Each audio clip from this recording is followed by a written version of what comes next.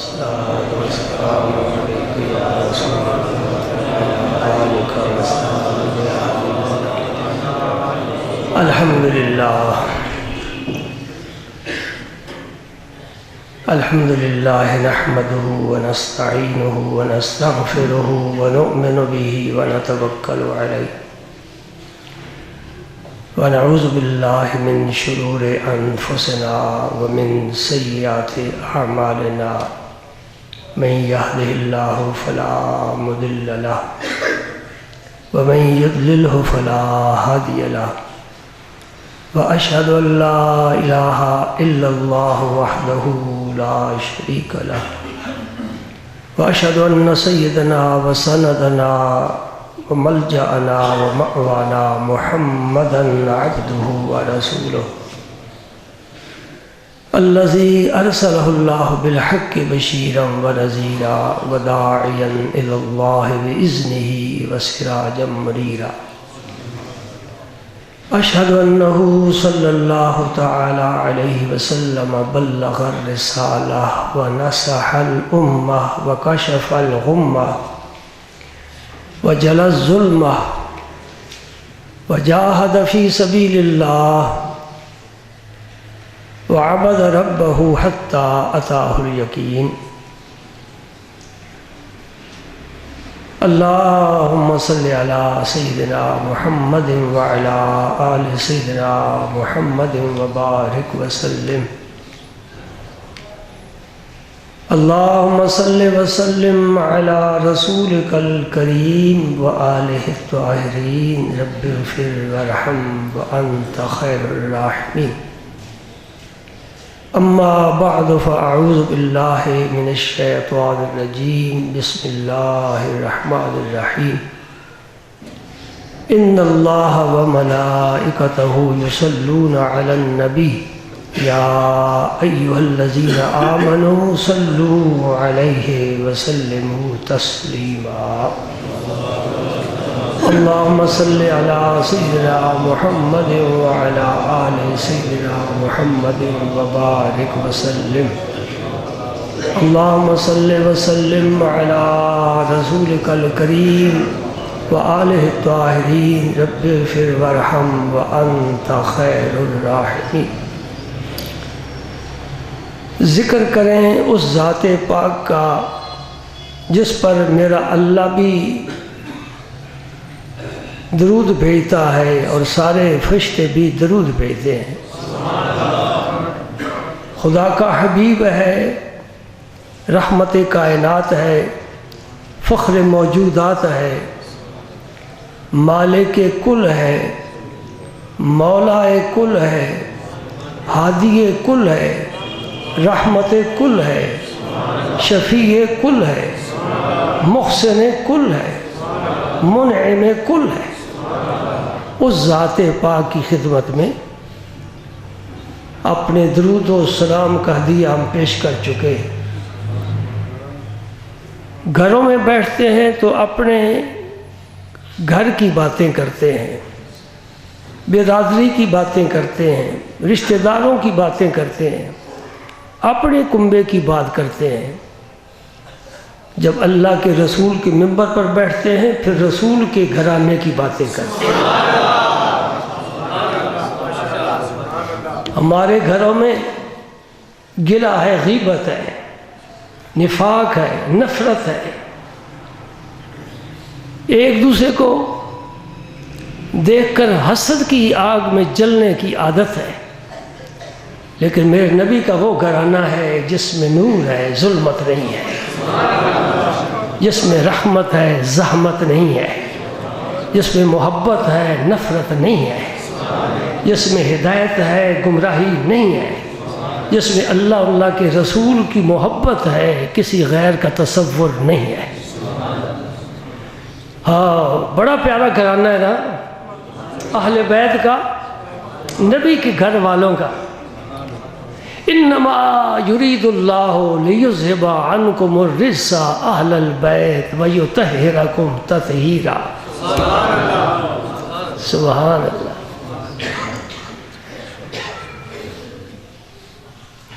اس گھرانے میں یوں سمجھو جیسے انگوٹھی میں نگینہ ہوتا ہے، نبی کے گھرانے میں خاتون جنت نگینے کی طرح، نام ہی فاطمہ ہے، وہ بطول ہے، وہ زہرا ہے۔ زہرا کلی کو کہتے ہیں، پھول کی کلی، پھول وہ جو جنت کا پھول۔ سبحان اللہ۔ ذکر تو میں آج کرنا چاہتا ہوں جناب خاتون جنت کی اولاد پاک کا، اور پھر ان میں خصوصی ذکر امام علی مقام شہید کربلا امام حسین رضی اللہ تعالی عنہ کا۔ سامعین، آپ کے مطالعے میں یہ بات آئی ہے یا نہیں، سماعت کی نظر کسی نے کی ہے یا نہیں، اس فقیر سے سن لو۔ جناب خاتون جنت کے علی المرتضیٰ کی اولاد میں 3 صاحبزادے اور 3 صاحبزادی ہیں۔ یاد رکھنے والی باتیں ہیں۔ جب ہوا چلتی ہے تو کتاب کا ورق الٹ دیتی ہے، جب ہوا تیز چلتی ہے مٹی اٹھا کر اوپر پھینک دیتی ہے۔ نہیں، ذرا صفائی کر کے حقیقت تک پہنچنے کی کوشش کرو۔ خاتون جنت کے کتنے صاحبزادے؟ کون کون سے؟ بڑے امام حسن، ان سے چھوٹے امام حسین، ان سے چھوٹے محسن، اور 3 صاحبزادیاں ہیں۔ سب سے بڑی صاحبزادی حضرت زینب، ان سے چھوٹی حضرت رقیہ، ان سے چھوٹی حضرت ام کلثوم۔ اس ام کلثوم کا نکاح علی المرتضیٰ کے رضا کے ساتھ عمر فاروق سے ہوا ہے، اور ان سے بیٹا بھی پیدا ہوا ہے۔ ذرا یہ بھی دیکھنے والی بات ہے کہ میرے نبی پاک صلی اللہ علیہ وسلم کے صاحبزادے 4 اور صاحبزادیاں بھی 4۔ خاتون جنت کے 4 صاحبزادے ہو جاتے تو کیا تھا، 4 صاحبزادیاں ہو جاتی تو کیا تھا۔ اور خاتون جنت نے نام تو وہی رکھے ہیں جو حضور نے اپنی بیٹیوں کے نام رکھے ہیں۔ حضور کی بڑی صاحبزادی صاحبہ کا نام زینب، دوسری کا نام رقیہ، تیسری کا نام ام کلثوم، اور چوتھی کا نام فاطمہ الزہرا۔ تو 4 ہی صاحبزادے ان کے بھی ہو جاتے، 4 ہی ان کے ہو جاتے جی۔ ہاں نا بھائی نا، نبی سے برابری نہیں کرنی، ادب کا مقام ہے، ادب کا مقام ہے۔ ان کے 4 ہیں، میرے 3 ہونے چاہیے۔ وہی جو بہنوں کا نام ہے اپنی بیٹیوں کا نام رکھ لیا۔ میرے پاس لوگ آتے ہیں، جی بچی نام کو تجویز کریں، میں تجویز شدہ ہے، 1400 سال سے آ رہا ہے، رجسٹرڈ نام ہے، رکھو فاطمہ۔ وہ جی میرے بھائی کی بیٹی کا نام ہے۔ انہوں نے کہا کیا فرق پڑتا ہے، وہ اس کی بیٹی ہے، تیری تو نہیں ہے۔ حضرت علی کے گھر بھی 2 فاطمہ، حضرت علی کی والدہ کا نام بھی فاطمہ، اور فاطمہ تو زہرا کا نام بھی فاطمہ۔ ایک گھر میں 2 فاطمہ، وہ فاطمہ بنت اسد جو ماں ہیں، اور فاطمہ بنت محمد جو زوجہ محترمہ ہے۔ اور انہوں نے گھر میں کام ایسا تقسیم کیا تھا کہ حضرت فاطمہ جو حضرت علی کی والدہ تھی، گھر سے باہر کی ساری ذمہ داری ان کی تھی، اور گھر کے اندر کے حالات معاملات سارے فاطمہ الزہرا کے سپرد۔ اور دنیا کی تاریخ کو دیکھیں، ساس اور بہو کے درمیان پوری زندگی کوئی اختلاف نہیں ہوا۔ کیوں نہیں ہوا؟ 2 وجہ سے۔ آج ہمارے گھروں میں تو اختلاف ہے نا، آنے والی کہتے ہیں مجھے اس بوڑھی کی روٹی پکانے کی مجھے زحمت نہیں میں اٹھا سکتی، یہ خود پکائے، میں بیمار ہے پانی بھی نہیں پلاؤں گی۔ کیا وجہ ہے؟ ایک تو وہ نگاہ تربیت کسی کو حاصل نہیں، وہ نگاہ نبوت کی تربیت یافتہ تھی، انہیں بتایا گیا تھا کہ کیا حقوق ہے بڑوں کے، کیا شوہر کے حقوق ہے، کیا اولاد کے ہیں، کیا پڑوسیوں کے ہیں، ہمیں کوئی خبر نہیں۔ نمبر 2، معاف رکھنا، وہ کسی کالج کی تعلیم یافتہ نہیں تھی، وہ نبوت کی گود میں تعلیم پانے والی تھی۔ ہمارا دماغ یونیورسٹی اور کالجوں نے خراب کیا ہے۔ جب تک ہماری بچیاں ان پڑھ تھیں، گھر کے حالات معمول کے مطابق تھے، امن سکون تھا، ایک دوسری کی خدمت تھی، بہو آ کر گھر کا سارا کام سنبھال لیتی تھی۔ آج تو کوئی نہیں کرتا۔ پڑھاؤ انہیں۔ اللہ اکبر، اللہ اکبر، سبحان اللہ۔ حضرت سیدات النساء فاطمہ الزہرا رضی اللہ تعالی عنہا کے 3 صاحبزادے بڑے حسن پیدا ہوئے رمضان میں۔ امام حسن کی ولادت ماہ رمضان میں ہوئی ہے اور امام حسین کی ولادت شعبان میں ہوئی ہے۔ سبحان اللہ۔ میرے پاک پیغمبر تشریف لائے، فرمایا علی کیا نام رکھے بچے کا؟ جی حرب۔ حرب کا معنی جنگ۔ اللہ اللہ۔ ہم تاش سے کھیلتے ہیں، شطرنج سے کھیلتے ہیں، اور علی کافروں کے سر کی کھوپڑیوں سے کھیلا کرتے تھے۔ انہیں سکون نہیں آتا تھا جہاد کے بغیر، اس لیے انہوں نے نام کیا رکھا؟ حرب۔ میرے نبی پاک نے فرمایا نہیں، حرب نہیں، حسن۔ دوسرے بیٹے کا نام بھی انہوں نے حرب رکھا، فرمایا حرب نہیں، حسین۔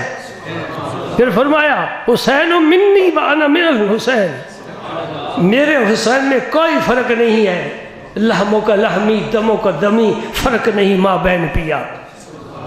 اتنا درجہ دے دیا میرے پاک پیغمبر نے۔ اور جناب امام حسن کے کان میں بھی اور امام حسین کے کان میں بھی اذان میرے پاک پیغمبر نے دی۔ ہمارے یہاں بچہ پیدا ہو، محلے کی مسجد کے امام آ کر اذان پڑھیں گے، یہ امام الانبیاء اذان پڑھ رہے ہیں۔ سبحان اللہ۔ اور پھر میرے پاک پیغمبر نے گھٹی اپنے لعاب دہن سے دی ہے۔ حسنین کریمین کے شکم مبارک میں جو سب سے پہلی غذا گئی ہے وہ رحمت کائنات کا لعاب دہن تھا۔ اگر برکتوں کا اندازہ کرو، یہی لعاب دہن میرے پاک پیغمبر کا حضرت علی المرتضیٰ کی آنکھ پر لگا، ساری زندگی آنکھ نہیں دکھی۔ حضرت انس کے گھر کا کنواں، اس کا پانی کھاری تھا، میرے پاک نبی نے اس میں لعاب دہن ڈالا، وہ میٹھا ہو گیا۔ بڑی کرامتیں ہیں، بڑے معجزات ہیں اس لعاب دہن سے متعلق، اور وہی لعاب دہن حضرت امام حسن کے معدے میں جا رہا ہے، حضرت امام حسین کے معدے میں جا رہا ہے۔ 7ویں دن حضور نے منہ تراشی کی۔ یہ اصول ہے، بچے کے 7ویں دن اس کے سر کے بال مونڈے جائیں، مشین کے ساتھ نہیں، اس طرح کے ساتھ۔ اس میں بڑی برکت ہے۔ کوئی عمرے اور حج پر جائے وہ بھی مشین استعمال نہ کرے، اس طرح استعمال کرے۔ یہی نبی پاک کا طریقہ ہے۔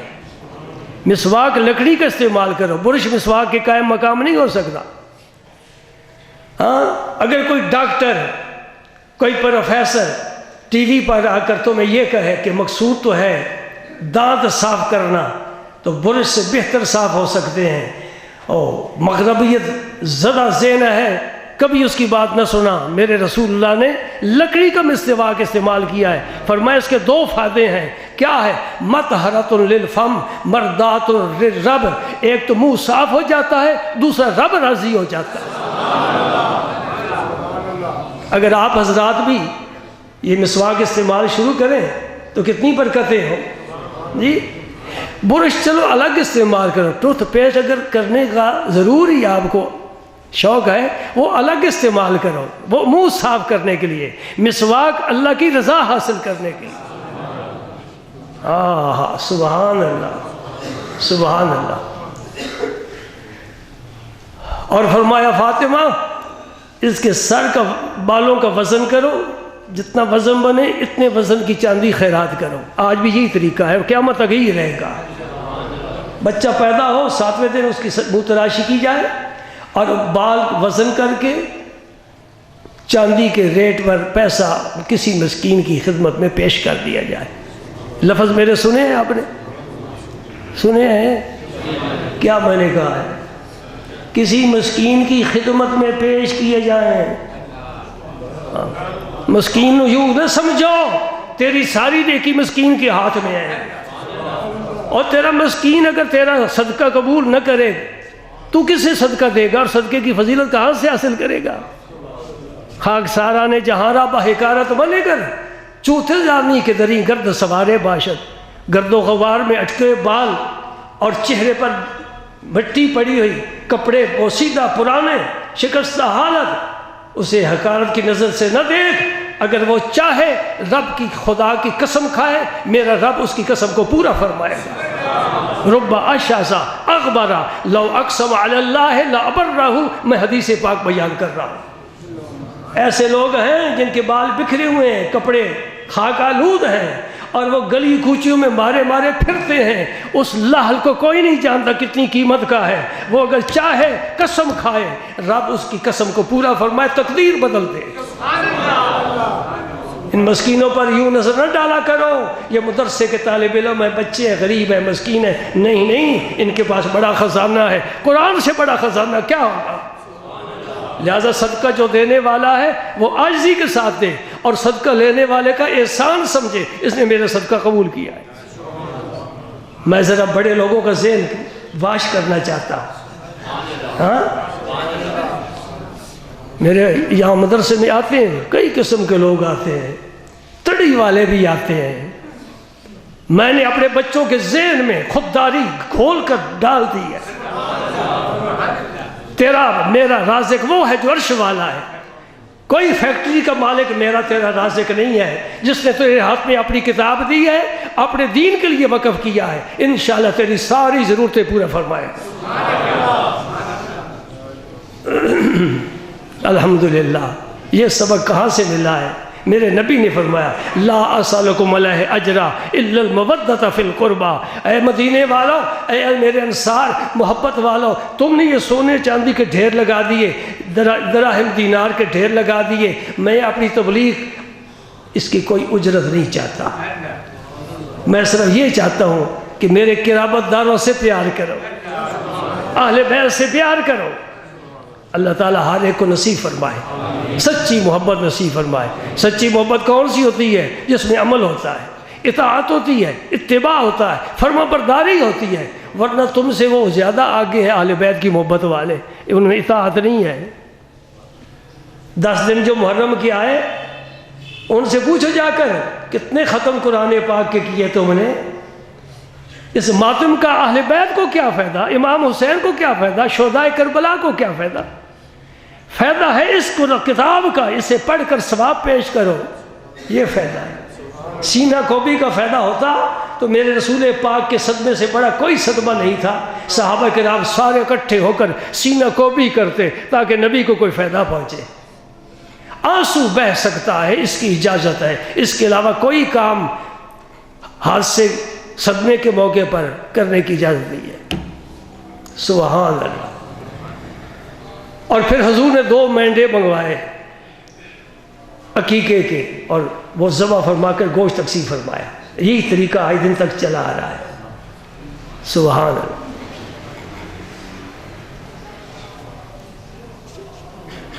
نبی پاک کی محبت آپ نے علماء سے سنتے ہی رہتے ہیں، اہل بیت سے، اور خاص طور پر حسنین کریمین سے.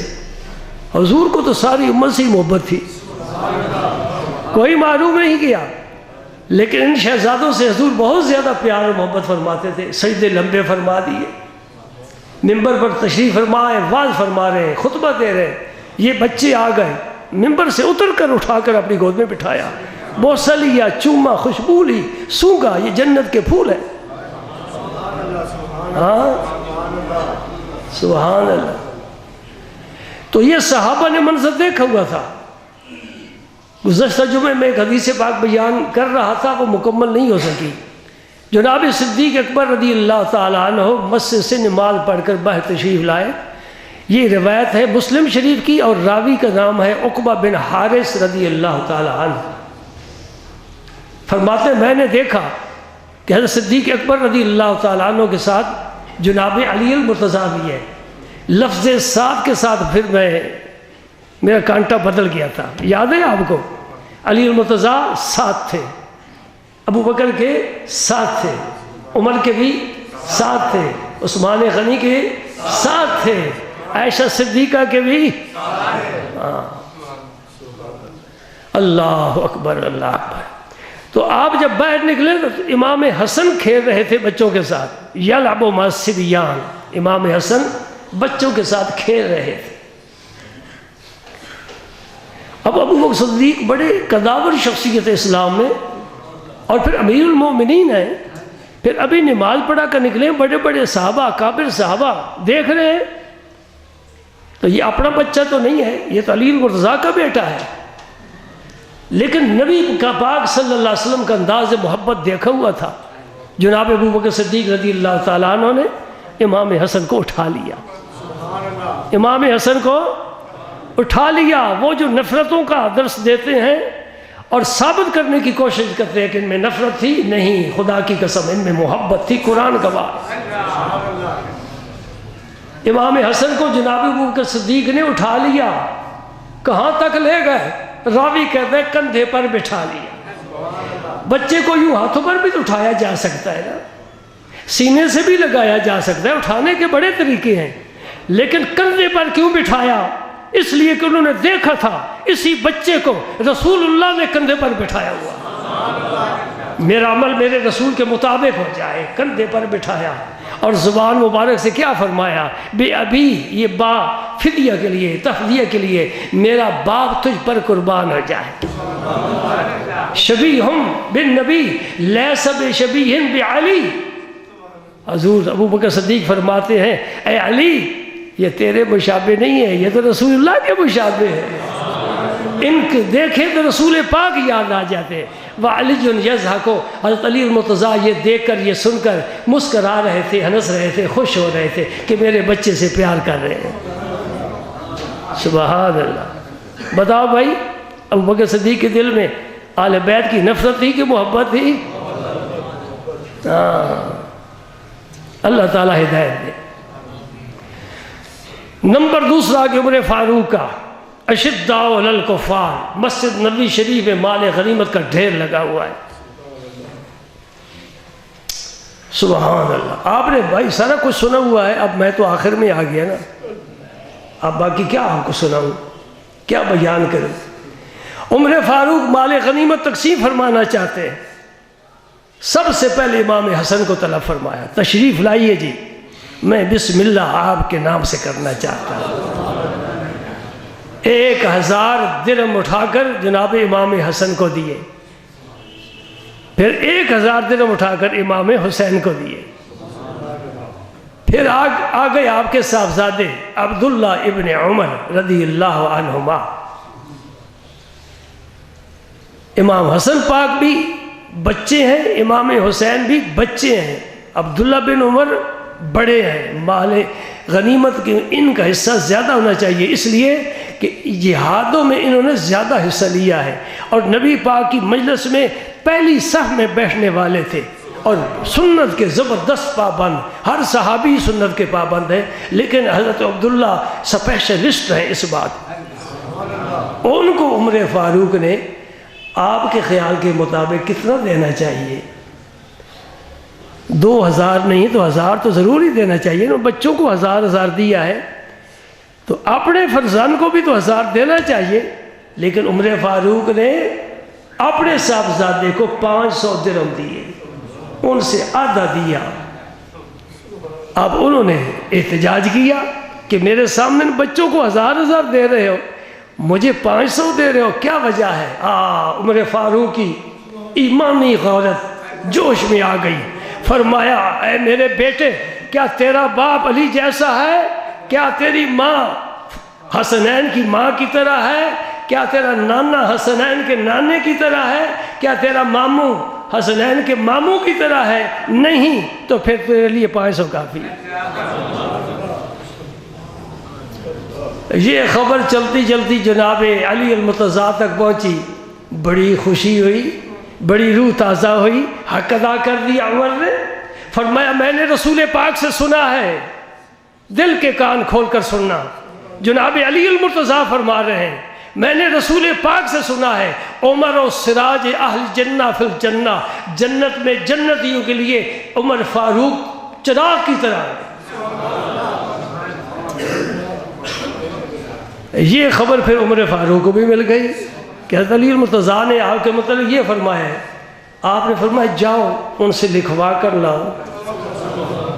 انہوں نے کاغذ پر لکھ دیا کہ یہ روایت رسول پاک نے جبریل امین سے کی ہے، جبریل امین نے اپنا رب کا پیغام لایا ہے کہ میری جنت میں عمر کا یہ مقام ہے جس طرح تاریک کمرے میں چراغ کا کام ہوتا ہے، روشنی۔ حضرت عمر فاروق نے وہ کاغذ اپنے پاس محفوظ رکھا اور اپنے بچوں کو دیا کہ جب مجھے لحد میں اتارو یہ کاغذ میرے سینے پر رکھ دینا، قیامت کے دن میں رب کو دکھاؤں گا۔ بتائیے جی کیسے حالات تھے، نفرتیں تھی، محبتیں تھی۔ بڑے انداز ہیں جی یہ سبق اور مسئلہ سمجھانے کے لیے۔ میں ایک اور طرح سمجھاتا ہوں۔ آپ کو یزید سے نفرت ہے کہ نہیں ہے؟ فرعون سے، قارون سے، شداد سے، حامان سے، نمرود سے، سارے بے ایمان گزرے، ظالم گزرے۔ تو کوئی شخص بھی اپنے بیٹے کا نام یزید نہیں رکھے گا۔ کہ کیا خیال ہے، رکھ لے گا؟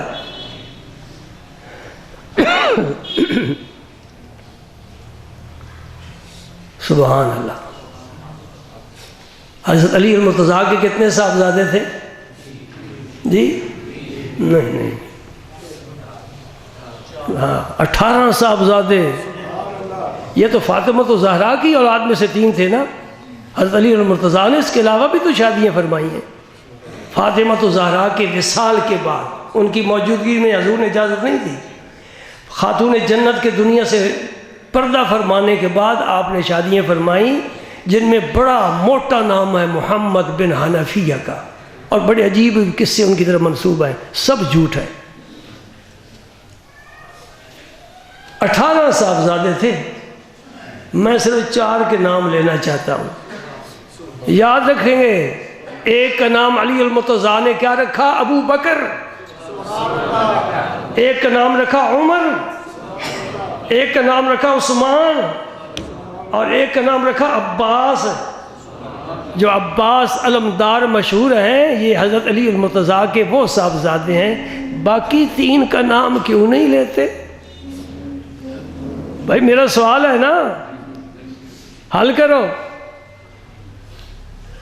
ان میں سے 2 صاحبزادے کربلا میں امام حسین کے ساتھ شہید ہوئے، ایک حضرت ابو بکر اور ایک حضرت عثمان۔ حضرت علی المرتضیٰ نے اصحاب ثلاثہ کے نام اپنے بیٹوں کے نام رکھے ہیں، ان میں سے 2 صاحبزادے حضرت عباس کے علاوہ ابو بکر اور عثمان امام حسین کے ساتھ میدان کربلا میں شہید ہوئے ہیں۔ ان شہداء میں ان کا نام کیوں ذکر نہیں کیا جاتا؟ عباس کا نام لیا جاتا ہے، لینا چاہیے، ان کا بھی لینا چاہیے، حضرت عباس کا بھی، ان کا بھی لینا چاہیے، جو ابو بکر ہیں عثمان کا بھی نام ضرور لینا چاہیے۔ کوئی سمجھ آ رہی بات کہ نہیں سمجھ آ رہی؟ امام حسن نے اپنے بیٹے کا نام عمر رکھا ہے، اور یہ عمر امام حسین کے ساتھ میدان کربلا میں شہید ہوئے ہیں، ان کا نام کیوں نہیں لیا جاتا؟ معلوم ہوتا ہے دال میں کالا کالا ہے۔ اور ایک اور بھی حوالہ یاد رکھو، کل رات کو بھی میں بتا رہا تھا، جناب امام جعفر صادق جن کی فقہ کے سارے مقلد اپنے آپ کو ظاہر کرتے ہیں ہم جعفری فقہ کے پر عمل کرنے والے، وہ امام ہیں۔ اب بتانا مجھے ان کے امام ہیں یا اہل سنت والجماعت کے امام ہیں؟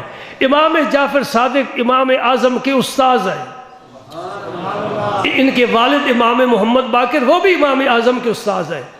امام اعظم رحمۃ اللہ علیہ نے، نعمان بن ثابت نے 2 سال امام باقر سے اور امام جعفر سے علم حاصل کیا ہے، اور سچی بات بتاؤں جو فقہ حنفی ہے یہی فقہ جعفریہ ہے۔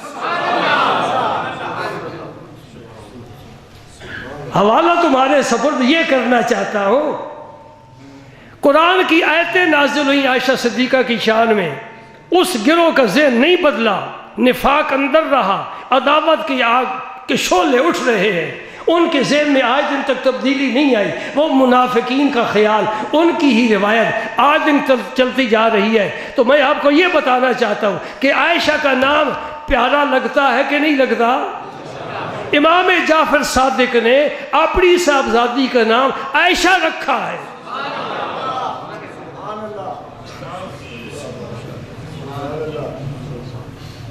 دوستو، یہ وہ باتیں میں کر رہا ہوں جو صرف ہماری کتابوں میں نہیں، ان کی کتابوں میں موجود ہے۔ ابھی یہ کتاب تو میں نے کھولی ہی نہیں، یہ کتاب بند ہے، میں ان کی کتابوں سے بات کر رہا ہوں۔ ہیں جی، سبحان اللہ، سبحان اللہ۔ ہاں، بڑے یہ ماتم ہوئے جی، جب بڑے مصائب کربلا میں آئے امام اہل بیت پر، سنی بھی اسی میں چلے جاتے ہیں۔ میں نے کہا ہے امام حسین کی کتاب کا یہ آخری باب ہے، ذرا پہلے باب بھی تو پڑھو نا، وہ کیا ہے؟ ان کی سیرت کا کوئی نام نہیں لیتا، ان کے کردار کی کوئی بات نہیں کرتا، اصل چیز ان کا کردار ہے۔ سن لو، وقت تھوڑا ہے۔ ان دونوں شہزادوں کو لے کر جناب خاتون جنت نبی پاک کی خدمت میں حاضر رہیں، عرض کرتے ہیں یا رسول اللہ میرے بیٹوں کو کوئی تحفہ عطا فرمائے۔ اور نبی کون سا تحفہ دے، گھر میں تو صفائی ہے۔ کہتے چیل کے گھونسلے میں مال نہیں ہے، ماس نہیں ہے، ماس سمجھے نا گوشت کو پنجابی میں ماس کہتے ہیں، چیل کے گھونسلے میں ماس نہیں ہوتا، اور چھاننی میں پانی نہیں ہوتا، اور عاشق کے دل میں قرار نہیں ہوتا، اور نبی کے گھر میں دنیا نہیں ہوتی، جھاڑو پھیر رکھا ہے۔ سبحان اللہ، تحفہ میرا نبی کیا دے؟ فرمایا اما الحسن فقد نحلته حلمی واما الحسین فقد نحلت جودی۔ فاطمہ تو لے کر بچوں کو آ گئی ہے، میرے پاس بڑا خزانہ ہے، میں حسن کو اپنا حلم اور بردباری دیتا ہوں، اور حسین کو اپنی سخاوت اور جود و کرم دیتا ہوں۔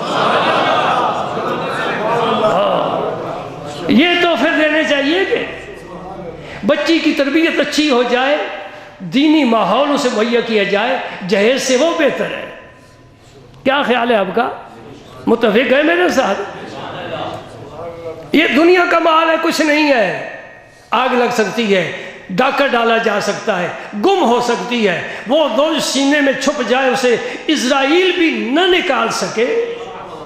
اما الحسن فقد نحلت حلمی، جو رب نے مجھے حلم دیا ہے، پہاڑ ٹوٹ پڑے مجھ پر، کوئی صحت پر اثر نہیں پڑتا، میں اپنے حسن کو حلم دے رہا ہوں۔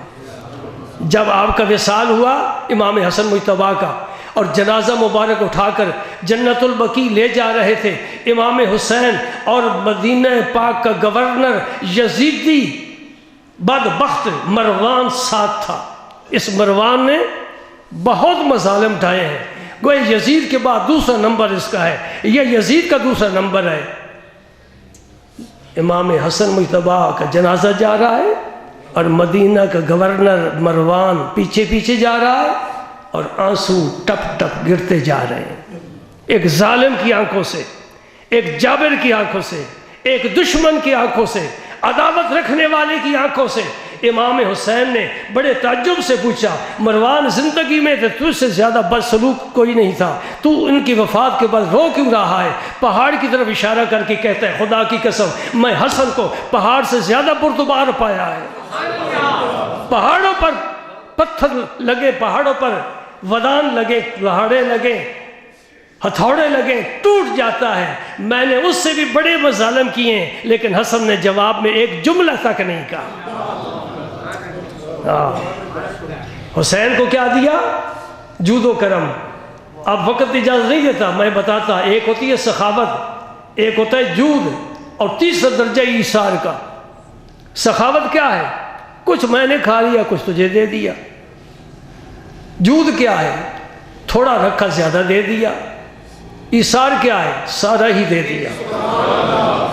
اس لیے رب کو سخی نہیں کہنا، رب سخی نہیں ہے، سخی پھر بھی کچھ نہ کچھ بچا لیتا ہے، رب کچھ نہیں بندے کے لیے بچاتا، اس کی جتنی اصلاحات ہوتی ہے، جتنا برتن ہوتا ہے بھر دیتا ہے۔ رب کو سخی نہیں کہا گیا، یہ توقیفی اسماء ہے۔ ہم اپنی طرف سے رب کا کوئی نام نہیں رکھ سکتے، جو قرآن و حدیث میں نام آئے وہی نام ہے۔ جواد ہے رب کیا ہے؟ جواد ہے۔ سخاوت میں زیادہ رکھا جاتا ہے، تھوڑا دیا جاتا ہے۔ جود میں تھوڑا رکھا جاتا ہے، زیادہ دیا جاتا ہے۔ ایثار میں سارا کچھ ہی دے دیا جاتا ہے۔ امام حسین کو ملا تھا جود، لیکن کربلا میں ایثار کر کے دکھا دیا، اے اللہ میں بڑے کیا چھوٹے بھی قربان کرتا ہوں، تو قربانی قبول فرما لے۔ میں ایک نقطہ سمجھا کر اجازت چاہوں گا، انشاءاللہ ذہنوں کا غبار اتر جائے گا۔ امام حسین کے ساتھ جو سلوک ہوگا، کوئی بھی انسان ایماندار کی شرط نہیں ہے، کوئی بھی انسان سنے اسے برداشت نہیں کر سکتا۔ کون کہے گا، کیا کہے گا؟ لیکن ایک بات میری یاد رکھو، بڑی پیاری بات ہے، یہ فقط میرے ذہن میں آئی ہے، میں نے کسی کتاب میں نہیں پڑھی اور آپ نے بھی کسی عالم سے نہیں سنی، پہلی دفعہ آپ کے کان آشنا ہو رہے۔ امام حسین نے نبی کی گود میں بڑی روحانی ترقی فرمائی، نگاہ نبوت سے بڑی ترقی فرمائی، خاتم الطہرا کے دودھ میں بڑی تاثیر تھی، علی المرتضیٰ کی نگاہ کرم میں بڑی تاثیر تھی، زندگی بھر عبادت ریاضت کرتے رہے، اپنے مدارج بلند سے بلند ہوتے رہے، لیکن ابھی مدارج کچھ باقی تھے۔ وہ باقی مدارج تھے وہ ایک دن میں میرا رب طے کرانا چاہتا تھا، اے حسین تو آ جا، آپ قربانیاں پیش کر، تیری قربانیاں ہوتی جائیں گی، تیرے درجے بلند ہوتے جائیں گے، تو اس مقام پر پہنچے گا جہاں آج کے بعد کوئی بھی نہیں پہنچ سکے گا۔ اس کی اطلاع میرے مصطفیٰ نے پہلے ہی دے دی تھی، کیا ہے؟ ان الحسن والحسین سیدا شباب اہل الجنہ۔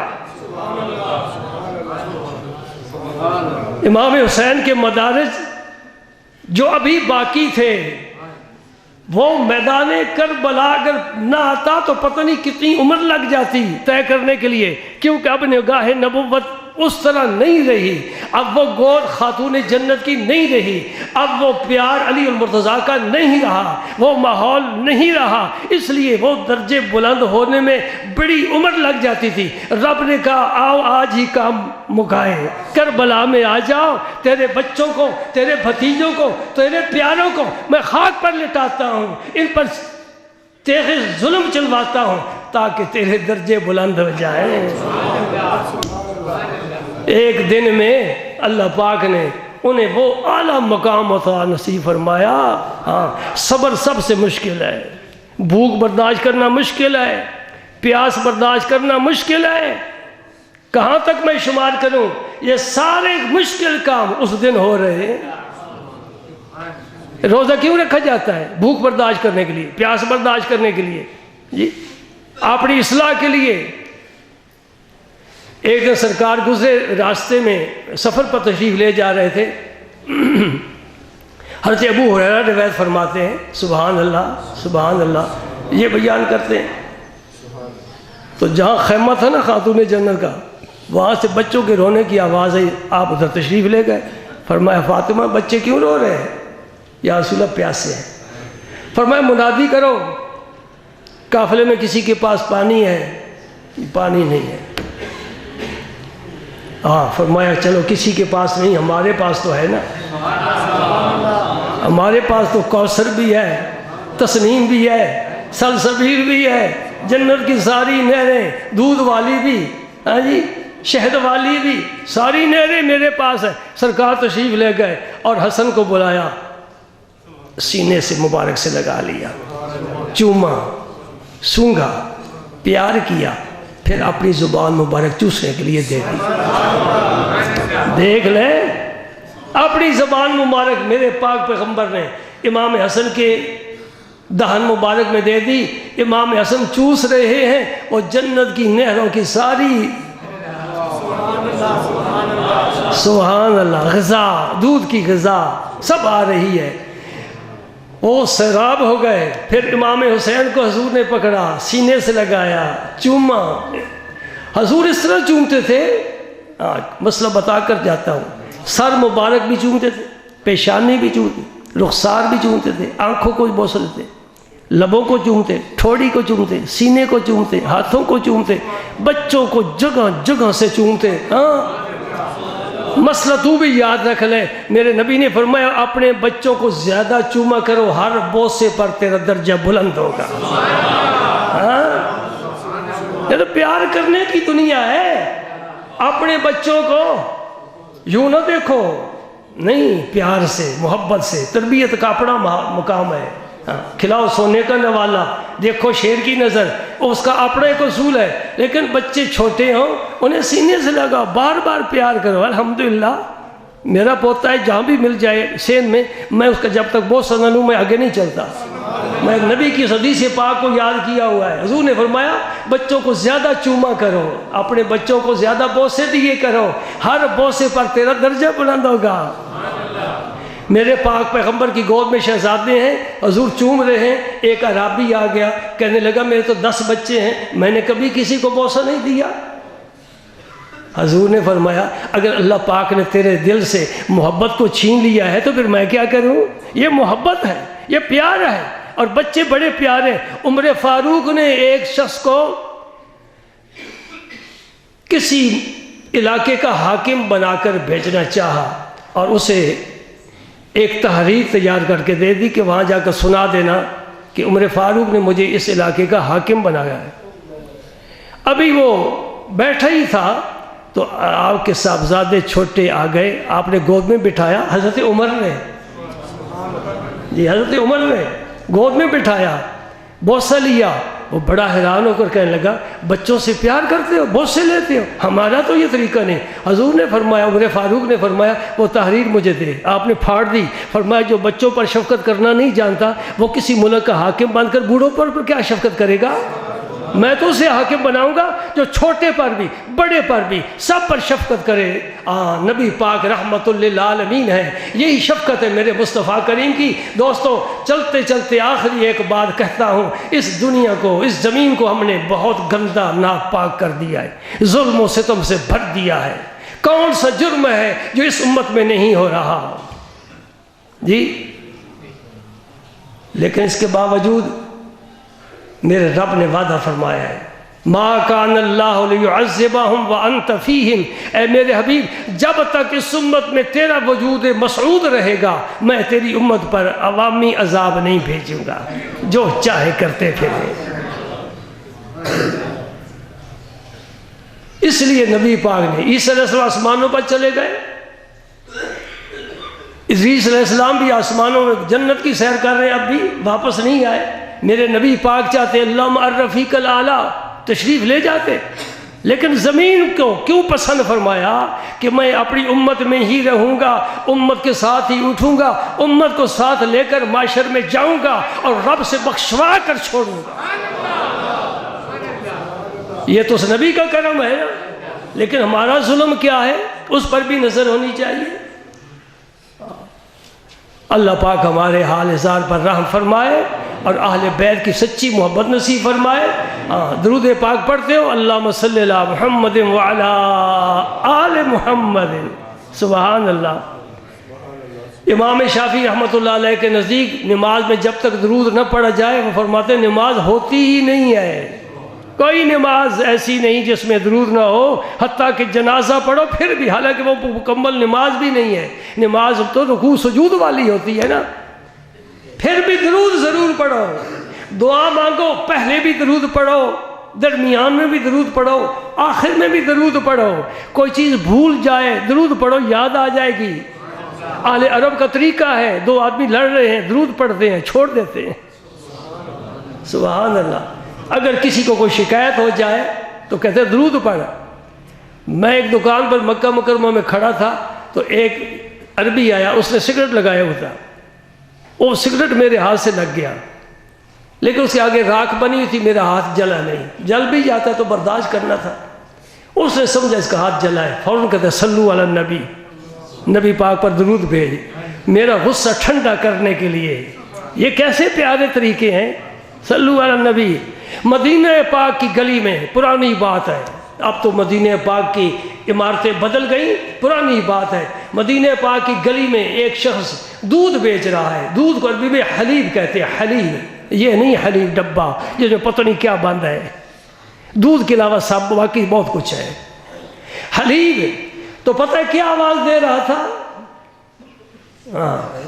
یہ عربوں کے عیب چن کر لاتے ہو نا عمرے کرنے والے، حج کرنے والے، میں کہتا ہوں اس شخص کا نہ عمرہ قبول ہے نہ حج قبول ہے جو ان پاک لوگوں کے عیب چنے۔ نبی پاک نے فرمایا اہل عرب سے پیار کرو 3 وجہ سے، میں عربی ہوں، قرآن کی زبان عربی ہے، اور اہل جنت کی زبان عربی ہے۔ عیب نہ ڈھونڈو، خوبیاں ڈھونڈو، اپنے عیبوں کی تلاش کرو، دوسروں کی خوبیاں دیکھو، تبادلہ ہوتا جائے۔ جناب وہ صاحب جو دودھ بیچ رہے تھے نا مدینہ پاک میں، تو دودھ کو کیا کہتے ہیں؟ حلیب۔ تو کیا صدا لگا رہے تھے؟ اشرب الحلیب صلو علی الحبیب، اور درود بھیجو میرے نبی پر اور ساتھ دودھ بھی پیو۔ کیا پیاری باتیں ہیں، سبحان اللہ، آل عرب کی کیا پیاری باتیں ہیں۔ ایک شخص سبزی بیچ رہا ہے اور سبزی والے پانی چھڑکاؤ کرتے رہتے ہیں تاکہ تازہ رہے، خشک نہ ہو، تو وہ پانی لے کر نا یوں چھڑکتا تھا، پتہ کیا کہتا ہے؟ یا برکت النبی تعالی وانزلی تنزلی ثم لا ترتاحلی، اور سبزی پر پانی چھڑک رہا ہے اور کیا کہتا ہے، جس کا معنی یہ ہے اے نبی پاک کی برکت تو میری سبزی میں آ جا، اسی میں رہنا، اس سے نہ جانا۔ یا برکت النبی، کوئی شخص بھی یہ لکھ کر اپنی دکان پر لگائے، انشاءاللہ اس کی دکان میں برکت ہوگی۔ یا برکت النبی تعالی وانزلی تنزلی ثم لا ترتاحلی، یہ پیارے طریقے ان کے ہیں، ہمارے پاس کیا ہے جی؟ ہر آدمی یہ سوچتا ہے کہ کل کس طرح باہر نکلنا ہے، مجھے لوگوں سے کیا فائدہ حاصل ہو سکتا ہے۔ یہ کوئی بھی نہیں گھر سے سوچ کر نکلتا کہ میرے وجود سے لوگوں کو کیا فائدہ پہنچ سکتا ہے۔ خیر الناس من ینفع الناس، میرے آقا نے فرمایا بہترین انسان وہ ہے جو لوگوں کو نفع پہنچائے، وہ بہترین انسان ہے، لوگوں کو نفع پہنچائے۔ نفع دین کا بھی ہوتا ہے، دنیا کا بھی ہوتا ہے، اور دین کے نفع سے دنیا کا نفع اعلیٰ ہے، اور جو تمہیں دنیا کا نفع دے وہ تمہارا محسن ہے، اور جو دین کا نفع جس سے پاؤ، کوئی انصاف کرنا چاہیے۔ اور خدا کے بندو، گجرات والوں، کوئی انصاف کرنا چاہیے، جس جگہ سے، جس آدمی سے، جس مقام سے دین کا فائدہ پہنچے، اللہ تعالی ہمیں نیکی کی توفیق عطا فرمائے۔